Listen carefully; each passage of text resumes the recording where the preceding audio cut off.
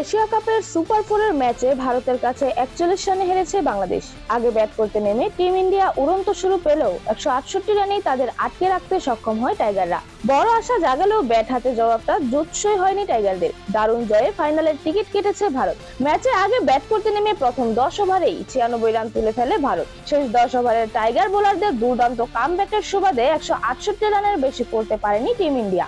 37 বলে 75 রানের বিস্ফোরণ ইনিংস খেলেন ভারতীয় ওপেনার অভিষেক শর্মা। জবাবে বাংলাদেশের ওপেনার সাইফ হাসানের 51 বলে 69 রানের ইনিংস সত্ত্বেও 127 রানে থেমেছে বাংলাদেশের ইনিংস। 25 সেপ্টেম্বর বাংলাদেশ পাকিস্তান এখন অলিখিত সেমিফাইনাল। ফিফটি হাঁকানো টাইগার ওপেনার সাইফ হাসানের প্রশংসা করেছেন ভারত ম্যাচের ভারপ্রাপ্ত অধিনায়ক জাকের আলী অনিক।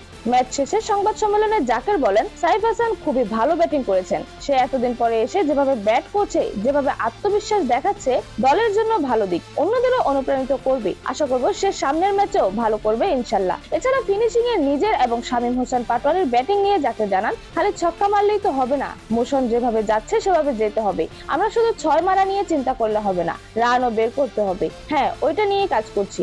আজকে শেষ পর্যন্ত আমি থাকলে হয়তো রান আউট টার্নিং পয়েন্ট হয়ে গেছে।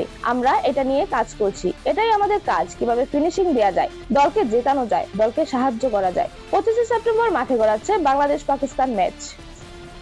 এরকমই আরো নতুন নতুন খেলার আপডেট পেতে অবশ্যই চ্যানেলটি সাবস্ক্রাইব করে রাখুন। ধন্যবাদ। Flavours news.